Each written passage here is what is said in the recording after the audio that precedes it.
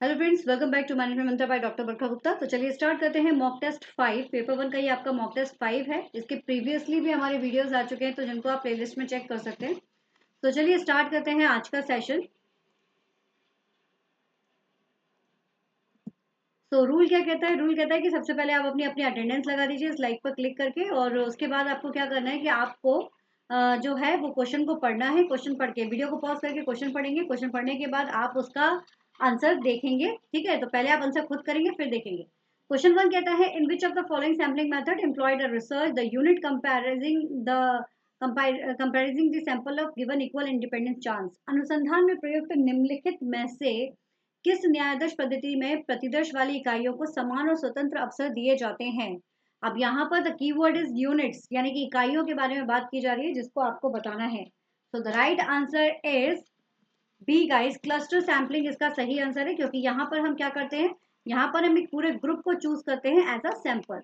Question number 2 आपसे कह रहा है कि आपको यहाँ पर क्वालिटेटिव रिसर्च के बारे में बताना है, इसके कैरेक्टरिस्टिक्स को आपको बताना है, यानी गुणात्मक शोध की विशेषताएं आपको यहाँ पर शो करनी है। तो यहाँ पर स्टेटमेंट्स आपको दिए गए हैं, आपको इन स्टेटमेंट्स को पढ़ना है और फिर बताना है कि कौन सा जो है वो क्वालिटेटिव रिसर्च से रिलेटेड है। तो द राइट आंसर इज, देखिए यहाँ पर आपको जो भी पॉइंट्स दिए गए हैं उनको आप ध्यान से देखेंगे तो आपको पता चलेगा कि कुछ पॉइंट्स जो हैं, जैसे कि ये देखिए, small sample, small number of individuals, ये अगर दिया गया है, collecting the based on words, words के बेस पर कलेक्ट किया जाता है, तो ये जो होता है ये सिर्फ और सिर्फ क्वालिटेटिव में ही हो सकता है। ठीक है, टेक्स्ट को आप एनालिसिस कर रहे हो, ये भी आपका इसी में ही हो सकता है। तो थर्ड और फिफ्थ देखिए इन दोनों में ही है, आप कंफ्यूजन आ रही है इसमें। तो क्रिएटिंग पर्पस स्टेटमेंट और रिसर्च क्वेश्चंस आपके क्वालिटेटिव में नहीं क्वांटिटेटिव में बनते हैं, तो यानी कि आपका दिस वन। तो इस तरह से सेकंड, थर्ड और फिफ्थ आना चाहिए। तो yes, A is the right one, this is your right answer. ठीक है, तो क्वालिटेटिव को आपको फोकस करना है। शोध Ganga is maintained by, question number 3 है, शोध गंगा किसके थ्रू मेंटेन की जाती है? तो the right answer is C guys, इसका सही आंसर है सी, इनफ्लिप नेट। ठीक है, शोध गंगा किसके थ्रू होती है? इनफ्लिप नेट। ठीक है, अब आप बताइए इनफ्लिप नेट का फुल फॉर्म क्या होगा? तो द फुल फॉर्म इज इंफ यानी कि इंफॉर्मेशन, LIB यानी कि लाइब्रेरी, एंड नेट यानी कि नेटवर्क। ये कब आया था? 1996 से ये आपका स्टार्ट हुआ था। ठीक है, और नेशनल इंफॉर्मेटिक्स सेंटर्स में इसको क्रिएट किया गया था। चलिए, क्वेश्चन नंबर 4 आपके सामने है, the best method of reduce the random error is. Random error को यानी कि यादृच्छिक त्रुटि को कम करने का सबसे अच्छा तरीका कौन सा है?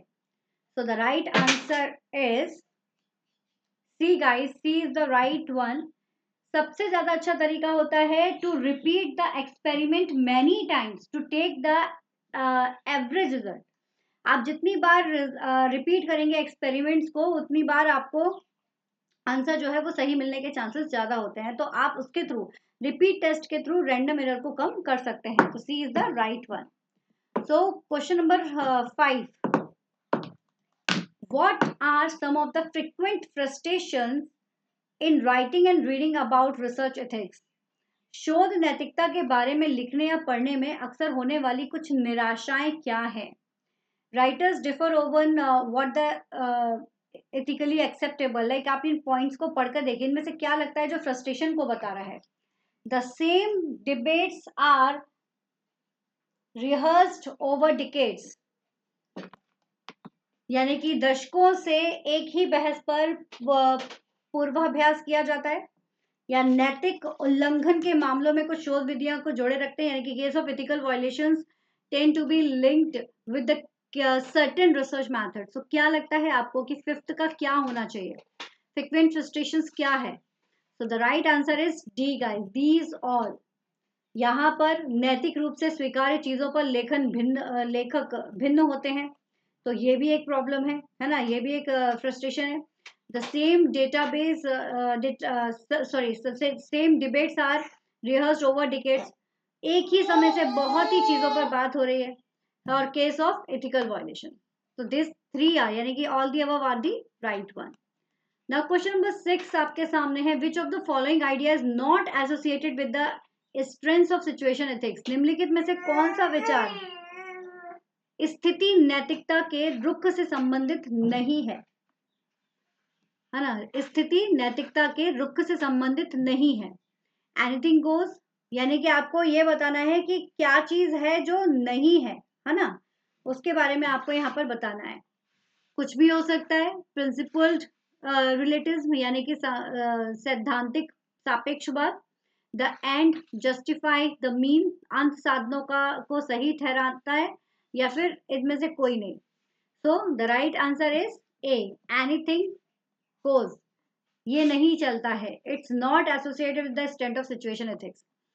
कुछ भी हो सकता है, कुछ भी चल सकता है, ये वाला फंडा जो है वो नहीं चलता है। सिचुएशन एथिक्स क्या कहता है? Situation ethics believe that there are no absolute rule for the ethical research and that each case must examine individually. जैसे हमने पढ़ा हुआ है ना कई बार, सिचुएशन मैनेजमेंट में भी आप लोगों ने पढ़ा होगा, या आपने कॉमर्स में पढ़ा होगा, या किसी भी अदर सब्जेक्ट में सिचुएशन क्या कहते हैं।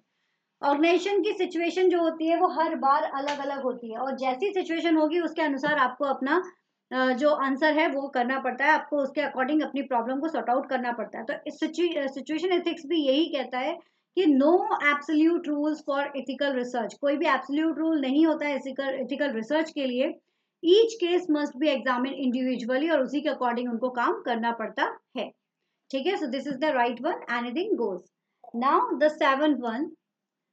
तो क्वेश्चन नंबर 7 क्या कहता है?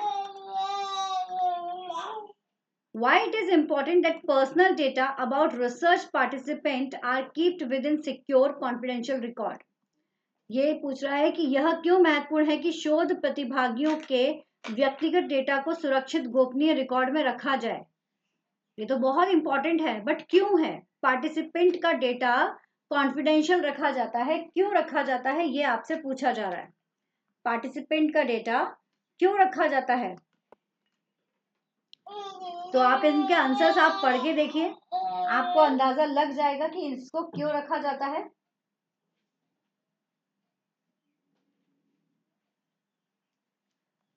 So the right answer is B, guys. B is the right one. In case individual, place or organizations can be harmed through the identification or disclose the personal information. ये एक बहुत बड़ा issue है कि कहीं ऐसा ना हो कि आपने अगर इंफॉर्मेशन को सेव करके नहीं रखा, यानी कि आपने किसी को भी अगर दे दिया, उसको डिस्क्लोज कर दिया, तो ऑर्गेनाइजेशन, उसका जो प्लेस है या उस पर्सन का, किसी को भी कोई ना कोई नुकसान पहुंचा सकता है या उसके डेटा का मिसयूज कर सकता है। तो इसलिए यहाँ पर इस चीज को ध्यान रखना जरूरी है कि उसे कॉन्फिडेंशियल रिकॉर्ड में रखा जाए। Now question number 8। Question number 8 कहता है कि असर्शन यहाँ पर दिया है कि communicate well in classroom is a natural ability. Reason कहता है effective teaching in a classroom demand knowledge of communication process. आपको क्या लगता है इन दोनों में से कौन सा स्टेटमेंट सही है, गलत है, और फिर क्या रीजन जो है वो ए को डिनोट कर रहा है या नहीं कर रहा है? क्या, तो वही आपको बताना है। So the right answer is 3, guys. 3 इसका राइट आंसर है, यानी कि ए गलत है और आर जो है वो सही है। कम्युनिकेट वेल,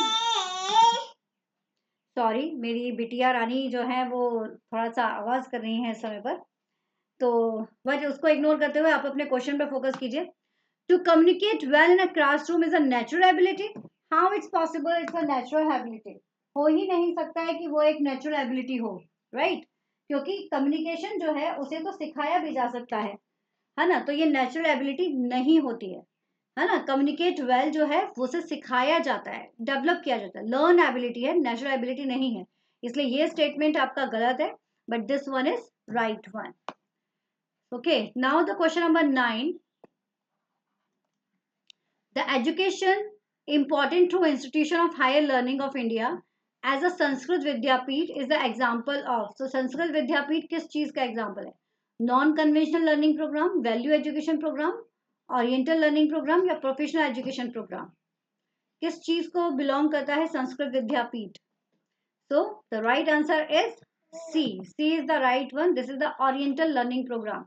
अब ना ये ओरिएंटल लर्निंग प्रोग्राम या क्या क्या चीजें हैं जो ओरिएंटल में आएंगी, इसको समझाने का एक बहुत अच्छा तरीका बताती हूँ। जितनी भी पुरानी चीजें आपके सामने आ जाएं, लाइक संस्कृत विद्यापीठ या इसी तरह की और भी अगर इंस्टीट्यूशंस के नाम आपके सामने आते हैं, तो वो सारे के सारे ओरिएंटल में ही आपको देखने को मिलेंगे। ठीक है, so this is the right one. Now question number 10। Which of the following modality of higher education is the example of evaluation of post independent India? निम्नलिखित में से उच्च शिक्षा का कौन सा तरीका स्वतंत्रता के बाद भारत में विकास का उदाहरण है? Teacher education, technical education, legal education या डिस्टेंस एजुकेशन? क्या है जो विकास के लिए इंपॉर्टेंट है? The right answer is D, this is distance education. आप कहीं पर भी रहकर पढ़ सकते हैं, तो इसके थ्रू क्या होगा? साक्षरता ज्यादा बढ़ेगी।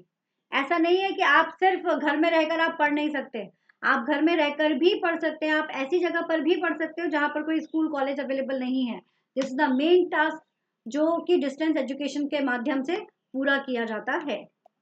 Question number 11, as per the recent all India survey of higher education, the gross enrollment ratio in the higher education for the year 2019-20 कितना रहेगा आपका उच्च शिक्षा पर? जो अखिल भारतीय सर्वेक्षण के अनुसार भारत में वर्ष 19-20 में उच्च शिक्षा में सकल नामांकन अनुपात जो आया है वो कितना है? तो ये बिल्कुल लेटेस्ट के हिसाब से आपको इसमें पता रखना चाहिए। जैसे 19 और 20 के हिसाब से जो है वो आपका कितना है? 27.1%। ठीक है, कितना है हायर एजुकेशन के लिए? 27.1%। चलिए आज का लास्ट क्वेश्चन है question number 12, which of the following are regulatory bodies within the department of higher education in the ministry of human resource development in central government? निम्नलिखित में से कौन सा केंद्र सरकार में मानव संसाधन विकास मंत्रालय में उच्च शिक्षा विभाग के भीतर नियामक निकाय है? मतलब सारे अंदर अंदर अंदर अंदर आपसे पूछ के आपको कंफ्यूज कर दिया गया है। सबसे पहली चीज इन सबके फुल फॉर्म आपको पता होना चाहिए। अभी बताओ क्या है डिपार्टमेंट ऑफ हायर एजुकेशन के अंदर regulatory bodies? The right answer is a is the right one guys.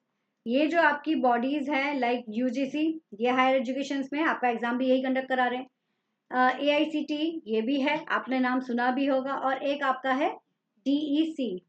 ठीक है, तो ये तीन जो है ये आपके यहाँ पर this is for ministry of human resource development की तरफ से रेगुलेटरी बॉडीज यहाँ पर बताई गई है। ठीक है, so this is all for today. सभी के फुल फॉर्म आपको याद करना है, this is most important for you guys. So this is all for today. चलिए मिलते हैं फिर नेक्स्ट क्लास में, तब तक के लिए this is your homework question, इसको देख लीजिए। This is your homework question जो आपको यहाँ पर कमेंट बॉक्स में इसका आंसर आप लोगों को सेंड करना है। ओके, चलिए take care, keep study hard with smart, all the best. मिलते हैं कल फिर, तब तक के लिए वीडियो को लाइक कीजिए, शेयर कीजिए, सब्सक्राइब कीजिए।